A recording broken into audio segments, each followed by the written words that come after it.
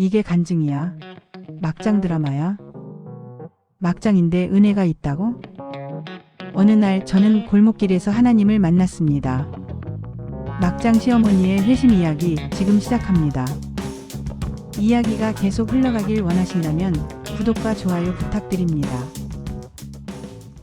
저는요, 하나님도 싫고 며느리도 싫었습니다. 교회 다니는 사람들 보면 속으로 이렇게 말했죠.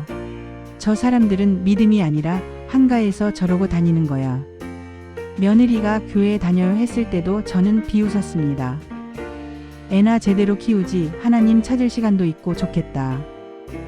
하나님을 가장 싫어하던 시어머니가 그 하나님 앞에 무릎 꿇고 막장에서 간증으로 바뀌기까지의 이야기 들려드리려 합니다. 그 여자가 바로 저입니다. 제 이름은 박말순, 59의 며느리를 받고 지금은 60을 훌쩍 넘긴 시어머니입니다. 저는 평생 내 방식이 맞다 이렇게 믿고 살았습니다. 남편 뒷바라지, 아들 공부, 시댁 살림까지 온갖 고생은 다 했다고 생각했거든요. 그래서였는지 아들의 아내, 그러니까 제 며느리 윤정이가 눈에 들어오는 순간부터 뭔가 마음에 안 들었습니다. 아니 윤정아, 국이 왜 이렇게 싱거워? 너 혹시 다이어트 한다고 애까지 굶기는 거 아니지? 아니에요, 어머니. 요즘은 좀 싱겁게 먹는 게 좋다고 해서.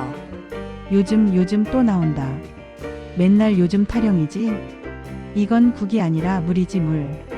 도대체 뭘 배우고 자라서 집밥을 이 모양으로 하냐? 어휴, 참기름도 그렇게 푹푹 넣으면 안 되지. 답답해 아주 그냥. 지금 생각해보면 그냥 제 입이 못된 입이었던 건데 그때 저는 내가 옳다. 나는 평생 이렇게 해왔으니까. 그 생각뿐이었습니다. 민재야, 그거 그렇게 잡으면 안 돼. 할미 말 들어야지. 어머니, 그냥 놀이 중인데 조금 지켜봐 주시면 안 될까요? 네가 뭘 알아? 너는 애 하나 키우는 것도 미숙해. 내가 키웠으면 얘 벌써 훨씬 똑똑해졌지. 어머니, 그러면 민재 울어요.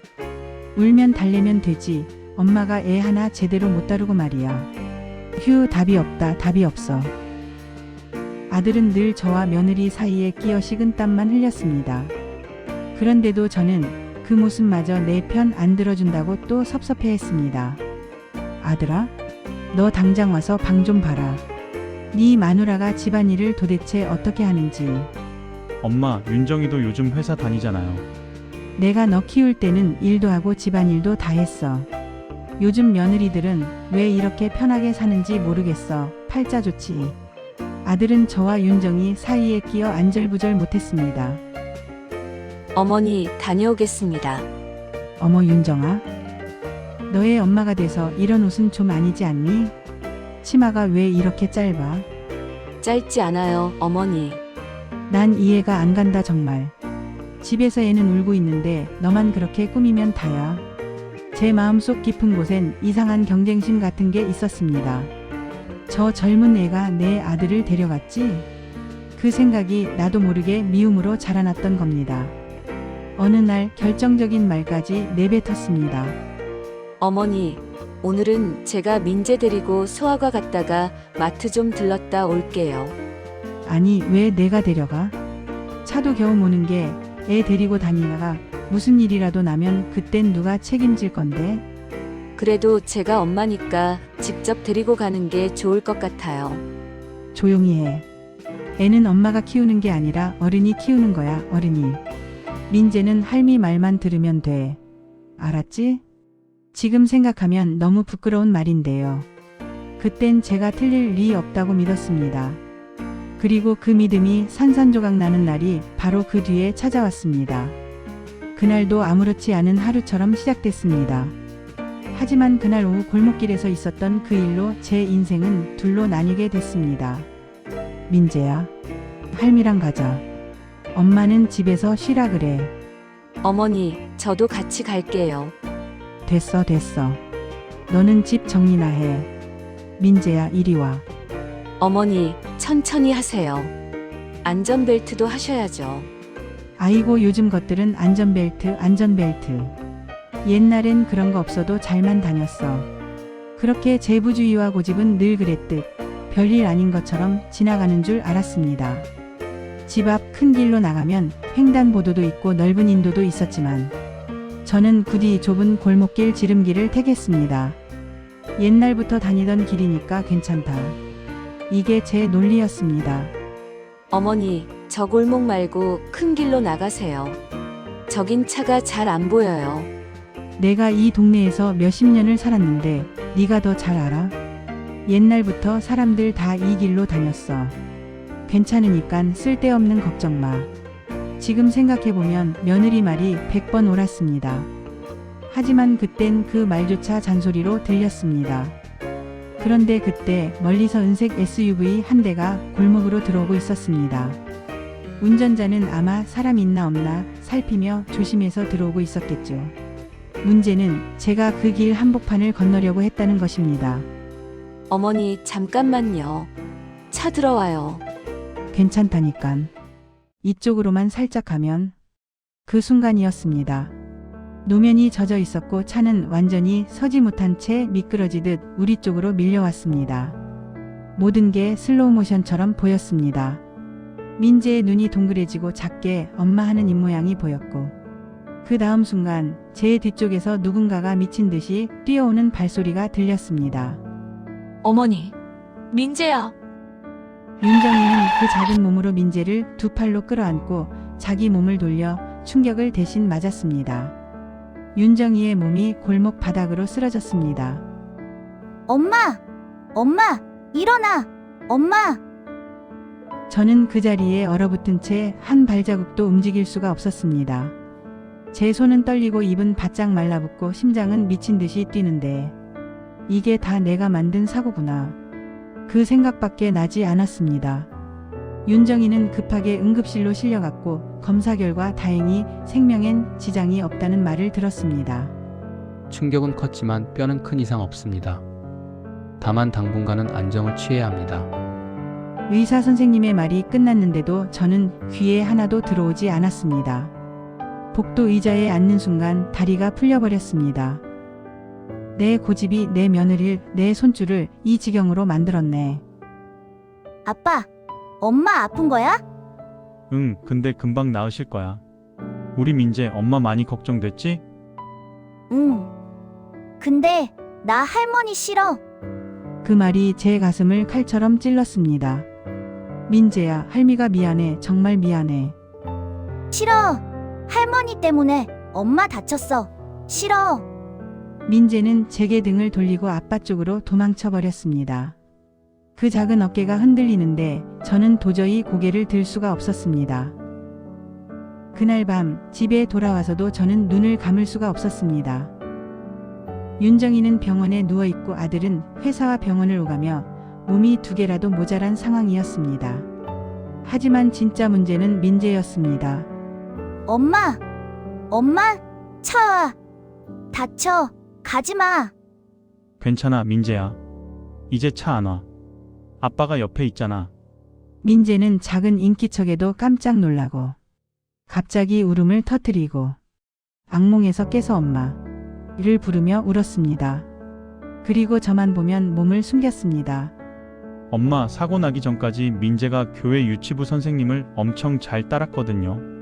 주일마다 교회 가서 그 선생님 옆에 딱 붙어 있고 그 선생님이랑 있으면 표정이 많이 편했어요. 지금 민재가 다른 사람 말은 안 들으려고 하는데 그 선생님 얘기할 때만 조금 표정이 달라져요. 당분간 민재를 그 선생님께 좀 맡기면 어떨까 싶어요. 교회라는 말이 나오는 순간 제 마음은 움찔했습니다. 애를 왜 교회에 맡겨? 집에서 우리가 돌보면 되지. 이 생각이 먼저 올라왔습니다. 하지만 제 옆에서는 민재가 울기만 했습니다. 엄마, 민재가 지금 편안함을 느끼는 어른이 그 선생님밖에 없는 것 같아요. 그 말을 듣는데 제가 할 말이 없었습니다. 잠시 후 저는 조용히 말했습니다. 그래.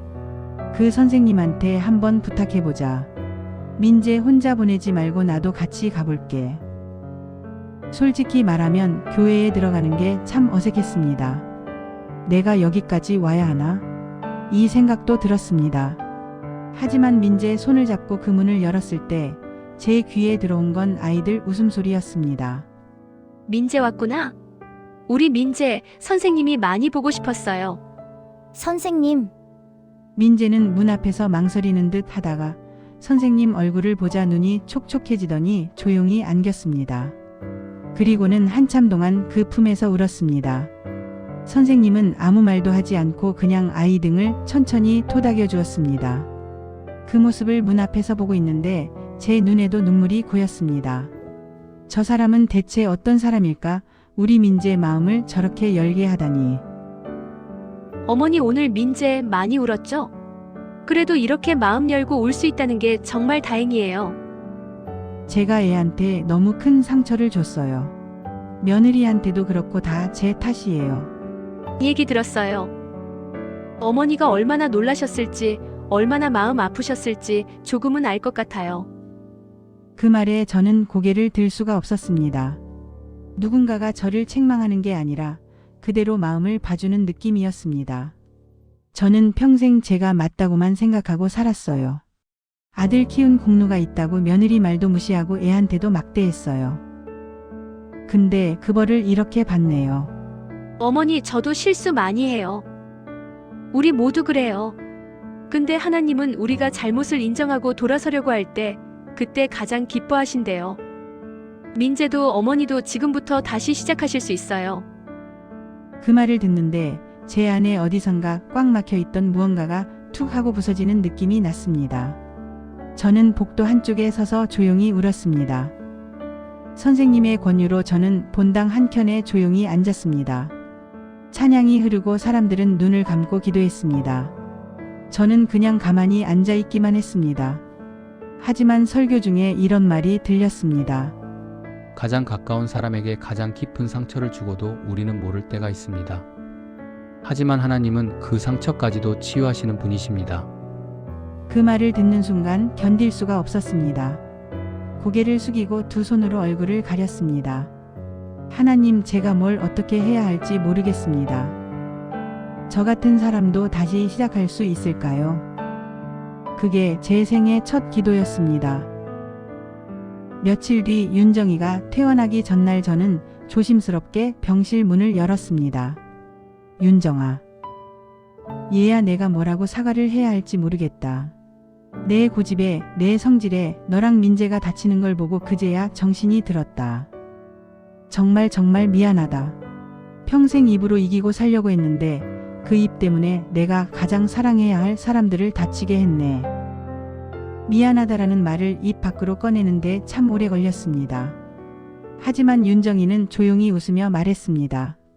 어머니, 그날 제가 민재 안고 나간 건 당연한 일이에요. 민재가 안 다친 거, 그게 저는 제일 감사해요. 그리고 어머니가 이렇게 말씀해 주셔서 저도 감사해요. 며칠 뒤 윤정이 퇴원하고 집으로 돌아온 날이었습니다. 현관 앞에서 민재가 저를 올려다보며 말했습니다. 할머니, 응, 민재야. 오늘 교회 할머니도 같이 갈래요? 그 말에 저는 또 한 번 가슴이 울컥했습니다. 할머니 때문에 엄마 다쳤어. 라고 말하던 그 입에서 할머니도 같이 가요. 라는 말이 나온 겁니다. 저는 여전히 완벽한 시어머니는 아닙니다. 가끔은 말이 앞서 나갈 때도 있고 습관처럼 잔소리가 목구멍까지 올라올 때도 있습니다.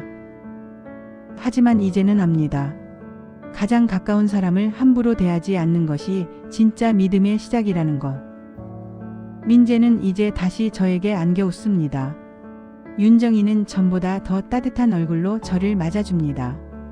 그리고 저는 매주 교회에 가서 조용히 눈을 감고 기도합니다. 하나님, 막장 같았던 저를 골목길에서 깨뜨려 주시고 아이를 통해, 교회를 통해 다시 살게 해주셔서 감사합니다. 저는 이제 이렇게 고백합니다. 막장 시어머니도 변할 수 있습니다.